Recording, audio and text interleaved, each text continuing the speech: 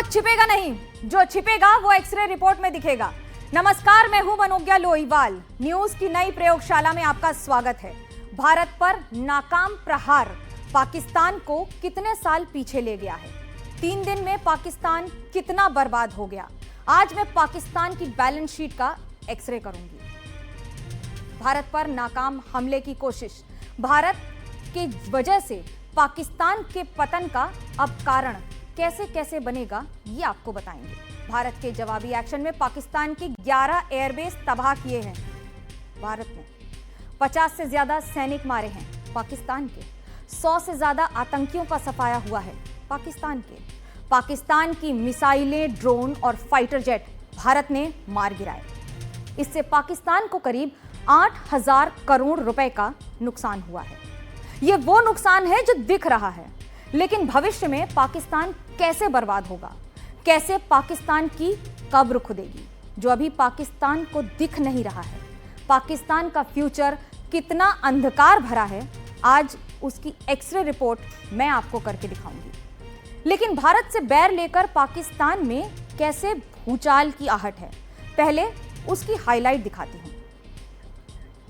1971 की जंग के बाद भारत ने पाकिस्तान को कई मोर्चों पर धूल चटाई। पाकिस्तान में कैसे महंगाई का तूफान आने वाला है, पाकिस्तान की चक्की में पाकिस्तान खुद कैसे पिसने वाला है, और इस महंगाई की चक्की में पाकिस्तान के लोग पिसेंगे, इसका भी एक्सरे होगा। 3 दिन में पाकिस्तान कितने साल पीछे चला गया और भारत की कूटनीति से पाकिस्तान की आर्थिक कमर कैसे टूटेगी। पाकिस्तान के डार्क फ्यूचर का भी एक्सरे करूंगी। भूख से कैसे टूटेगा पाकिस्तान, आतंक के आका के संकट में कैसे है प्राण, आज पूरी पाकिस्तान की पतन कथा का एक्सरे होगा।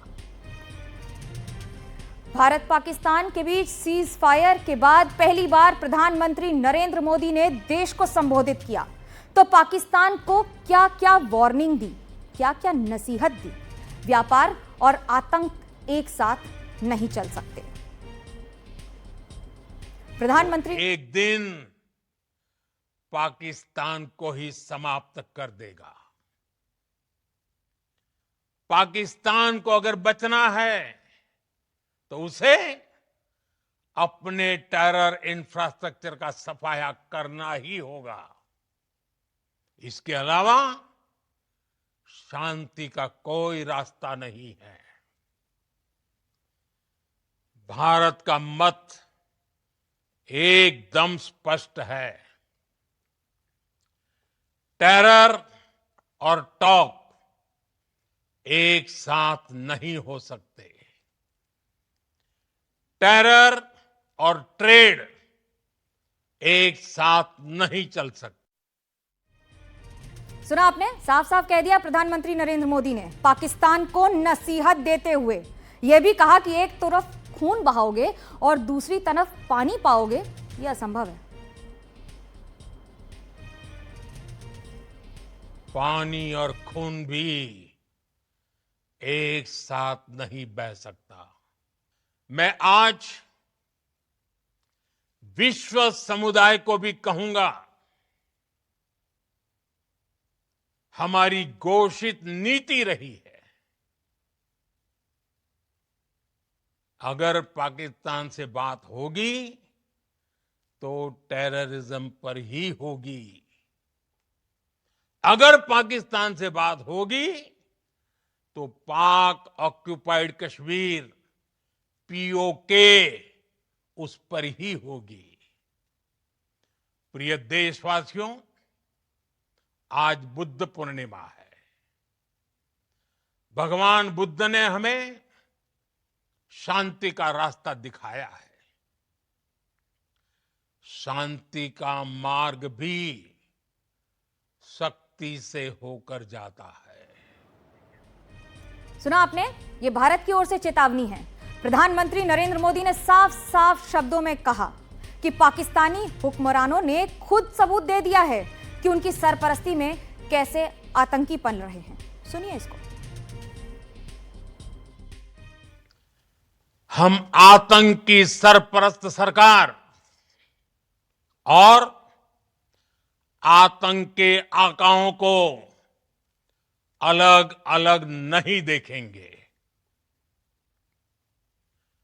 ऑपरेशन सिंदूर के दौरान दुनिया ने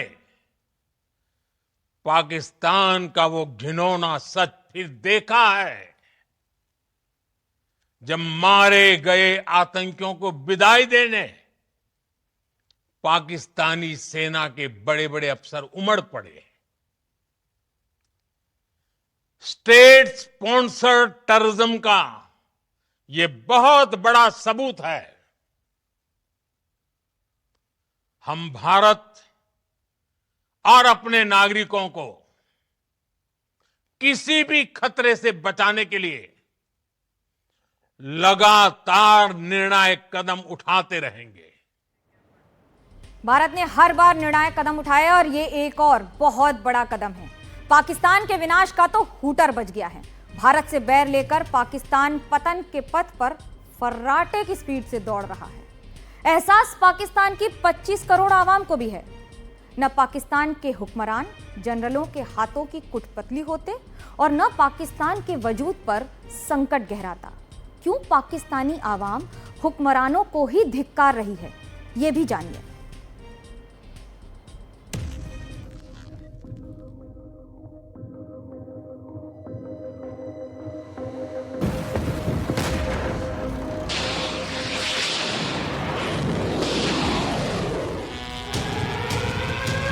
भारत पर नाकाम हमले की हिमाकत पाकिस्तान को कितने साल पीछे ले गई।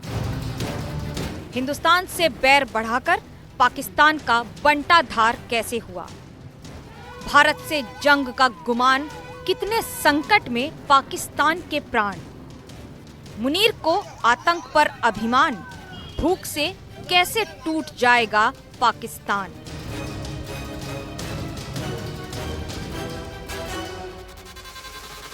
आर्थिक कमर टूटी, पाकिस्तान की बर्बादी के बही खाते का एक्सरे। आज पाकिस्तान का कठपुतली निजाम अपनी बर्बादी की बैलेंस शीट देखकर दहल जाएगा।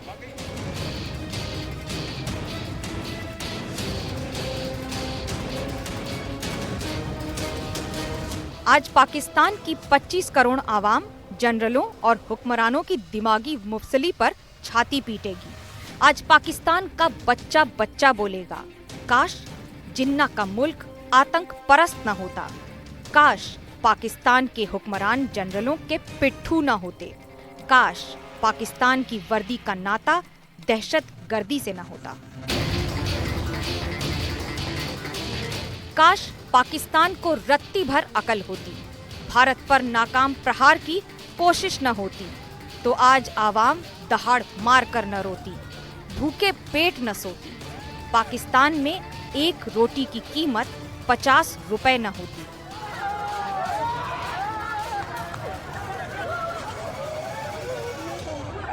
हमारे उकाब झपटे और आनन फानन 5 जहाज, जिनमें 3 राफेल, उनको मार गिराया और उनको ऊंधे मुंह वो कश्मीर पर जाकर गिरे, बठिंडा में जाके गिरे। काश पाकिस्तान के नाहक और नाकाबिल हुक्मरान आवाम को ऐसे गुमराह न करते, कंगाली में जंग जंग की मुनादी न करते, पाखंड के ढेर पर खड़े होकर अपनी बर्बादी की नींव न रखते, कंगाल पाकिस्तान की पीठ पर बम बारूद की गठरी न रखते।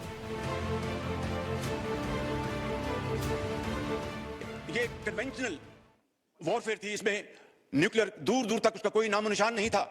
और जो कहते थे कि हिंदुस्तान ने पाकिस्तान को कन्वेंशनल वॉरफेयर में बहुत पीछे छोड़ दिया है, कल रात को उनका होश ठिकाने आ गया है और उनको पता चल गया है कि पाकिस्तान अल्लाह ताला के फजल करम से कन्वेंशनल भी और न्यूक्लियर ताकत है अल्लाह के फजल करम से। पाकिस्तान के झूठे गुमान में सब चूर हो गया। पाकिस्तान भूख से टुकड़े टुकड़े होने के लिए कैसे मजबूर हो गया। पाकिस्तान का हर पाखंड आज एक जगह दिखेगा, जिसे देखने और समझने के बाद पूरा पाकिस्तान बोलेगा। धिक्कार है पाकिस्तान के जनरलों को, धिक्कार है पाकिस्तान के हुक्मरानों को, धिक्कार है आतंक परस्त पाकिस्तान को, धिक्कार है मियां शरीफ जो मुल्क की हालत जाने बिना जंग जंग चिल्लाते रहे, भारत को आंख दिखाते रहे। और हमने वाजे कर दिया कि जो मुलाकात मेज पर होनी थी अब मैदाने जंग में होगी। भारत से बैर बढ़ाकर पाकिस्तान विकास के नक्शे पर कितना पिछड़ गया। आतंक की खाद पानी करके पाकिस्तान के चूल्हे ठंडे होने का मुहूर्त कैसे निकल गया। महंगाई ने पाकिस्तान की कमर कैसे तोड़ी। पाकिस्तान की बर्बादी की पूरी बैलेंस शीट आज पूरी दुनिया देखेगी। 3 दिन तक भारत पर नाकाम हमले कर पाकिस्तान ने अपने पैरों पर कुल्हाड़ी कैसे मारी। कर्ज में डूबा पाकिस्तान 3 दिन में और कितना कंगाल हो गया। पाकिस्तान की आर्थिक कमर 3 दिन में और कितनी टूटी। आज इसका एक्सरे जब होगा तो पूरा पाकिस्तान अपने हुक्मरानों को लानत भेजेगा।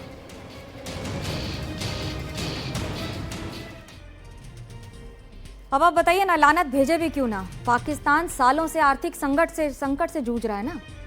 इसके पीछे की कई वजह हैं। एक तरफ सेना और सरकार से जुड़े भ्रष्टाचार हैं, दूसरी ओर आतंकवाद को पालने पोसने में भी उसका काफी पैसा खर्च होता है। इन सब के अलावा गरीबी से जूझ रहा ये देश हथियारों पर भारी भरकम खर्च करता है। हालात दिन ब दिन गंभीर और खराब होते जा रहे हैं, लेकिन रवैया वही का वही। आंकड़ों पर नजर डालते हैं। 15 जनवरी 2025 की पाकिस्तान ट्रिब्यून की रिपोर्ट के अनुसार पाकिस्तान पर प्रति व्यक्ति कर्ज करीब 3,02,000 रुपए था, करोड़ रुपए। अब आपको बताते हैं कि किस तरह से ये वित्तीय वर्ष 2022-23 में पाकिस्तान की जीडीपी वृद्धि दर 0.2 माइनस में थी, बढ़ नहीं रही है, घट रही है। आईएमएफ के ताजा अनुमान के अनुसार वित्तीय वर्ष 2025-26 में पाकिस्तान की आर्थिक वृद्धि दर केवल 3.1 रहेगी। लेकिन इससे पाकिस्तान को तो कोई फर्क पड़ता नहीं है।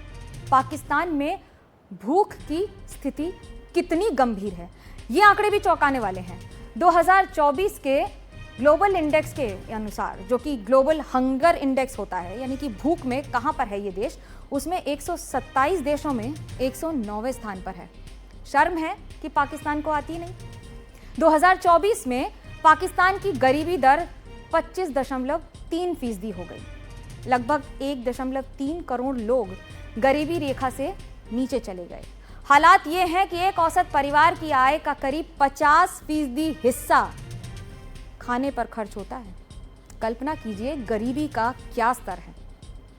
पर शर्म है, आती नहीं।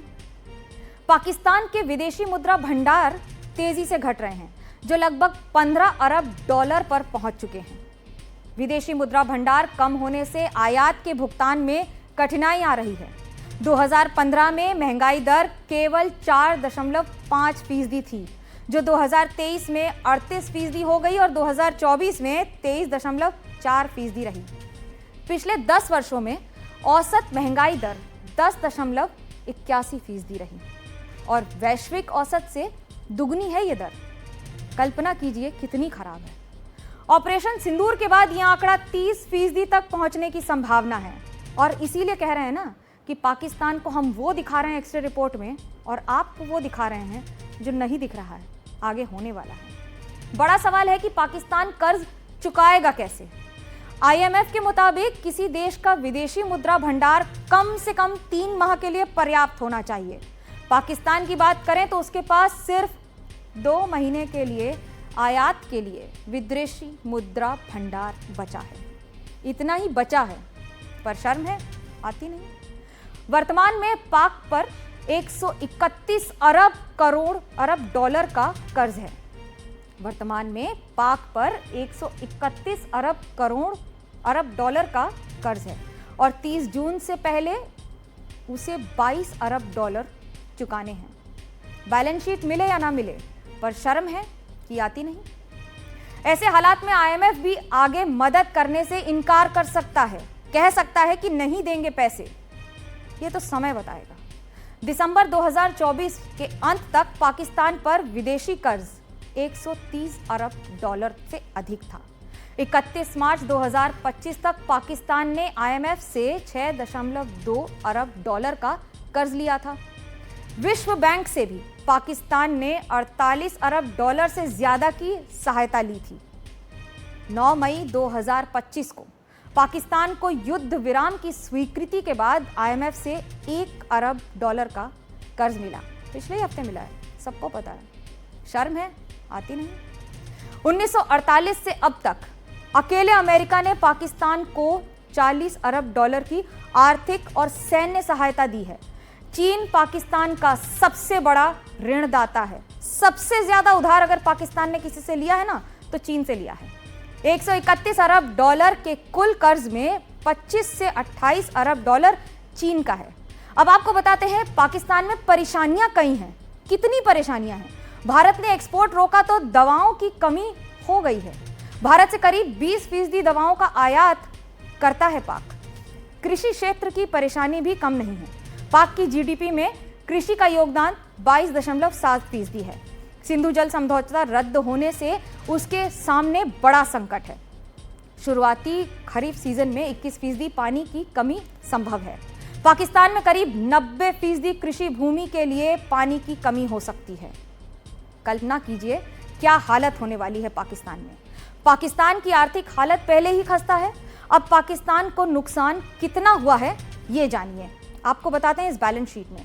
जरा इन आंकड़ों पर ध्यान दीजिए और इन आंकड़ों पर ध्यान देने से आपको ये पता लगेगा कि भारत की जवाबी हमले के पाकिस्तान के कितनी तबाही के आपको नज़ारे दिखे हैं। पाकिस्तान के 2 F-16 लड़ाकू विमान बर्बाद हो गए, जिनकी कीमत करीब 500 करोड़ रुपए है। यानी पाकिस्तान के 1000 करोड़ रुपए तो यहीं खाक हो गए। इसी तरह पाकिस्तान के 2 JF-17 लड़ाकू विमानों को भी भारत ने मार गिराया, जिनकी कीमत 120 करोड़ के आसपास होती है। यानी पाकिस्तान अपने 240 करोड़ रुपए गंवा चुका है।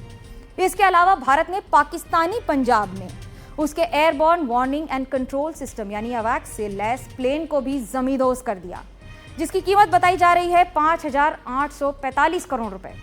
इन सभी को जोड़ दें तो पूरी कीमत बैठती है 7,085 करोड़ रुपए। कम नहीं होता ये आंकड़ा किसी देश के लिए। और अब एक बड़ी खबर आ रही है, आपको बड़ी खबर बता रहे हैं कि किस तरह से भारत और पाकिस्तान के टेंशन के बीच फिलहाल एक विराम है, लेकिन फिर भी इस समय खबर ये आ रही है कि जम्मू कश्मीर के सांबा में कुछ संदिग्ध ड्रोन दिखाई दिए हैं। कुछ संदिग्ध ड्रोन दिखने की खबर है। ये बहुत बड़ी खबर है क्योंकि एक और जहां सीज फायर हुआ है उसके बाद शनिवार को ही उसका उल्लंघन देखा गया और आज रात को 8 बजे प्रधानमंत्री नरेंद्र मोदी ने साफ वार्निंग दी थी। और अब सांबा में यानी कि LOC पे यानी कि भारत पाकिस्तान सीमा के पास सांबा के पास कुछ संदिग्ध ड्रोन देखे गए हैं। ये ड्रोन देखना अपने आप में क्या किसी वायलेशन की ओर इशारा करता है, किस तरफ इशारा करता है? क्योंकि सांबा के पास कुछ संदिग्ध ड्रोन देखने का मतलब ये है कि क्या फिर एक बार पाकिस्तान की ओर से सीज फायर का उल्लंघन किया गया है। बहुत बड़ी खबर है। भारत की सेना इसका जवाब देना शुरू कर चुकी है। इसका काबिले तारीफ जवाब भी दिया जा रहा है। सुरक्षा बल ड्रोन को लेकर कार्रवाई कर रहे हैं। आप देख रहे हैं अपनी स्क्रीन पर जो तस्वीरें, वो इस समय की लेटेस्ट तस्वीरें हैं जिसमें सांबा के पास कुछ संदिग्ध ड्रोन दिखाए गए हैं। हमारे डिफेंस एडिटर राजीव हमारे साथ हैं। राजीव, क्या है अभी की अपडेट? क्या फिर एक बार ड्रोन दिखने का मतलब LOC पर सीज फायर का उल्लंघन? देखिए, सेना की ओर से ऐसा नहीं बताया कि सीज फायर का उल्लंघन है, लेकिन इतना जरूर है कि कुछ ड्रोन देखे गए हैं, उसको एंगेज किया गया है, मार गिराया गया है सांबा के बाद, सेना ने कहा। लेकिन साथ में सेना यह भी कह रही है कि बहुत अलार्मिंग वाली सिचुएशन नहीं है। ऐसे ही इक्की दुखी घटनाएं और भी जगह सुनने को आई है, लेकिन अभी आधिकारिक तौर पर पुष्टि नहीं हुई है। लेकिन हमें मुझे लगता है कि इंतजार करना पड़ेगा। आज DGMO की बैठक में इस बातचीत में इस बात की सहमति बने कि कम से कम LOC पर जो है, LOC क्या भारत पाकिस्तान के बीच में जो भी सरहद है, चाहे LOC की बात करें चाहे IB की बात करें, वहां पर कोई गोली तक नहीं चलेगा। और एक दूसरे के प्रति जो आक्रामक कार्रवाई करते हैं या दुश्मनी वाली हरकत करते हैं, कम से कम वैसा नहीं होगा। तो मुझे लगता है कि आज DGMO के लेवल बातचीत में सहमति बनी है। ग्राउंड में आने में थोड़ा वक्त लगेगा, थोड़ा में इंतजार करना पड़ेगा। लेकिन सेना का ये कहना है कि अगर कोई भी उल्लंघन वाली कार्रवाई पाकिस्तान की तरफ से होती है तो हम उसका माकूल जवाब देंगे। जी राजीव, धन्यवाद इस जानकारी के लिए। फिलहाल ले रहे हैं एक छोटा सा ब्रेक। खबरों का सिलसिला NDTV इंडिया पर जारी है।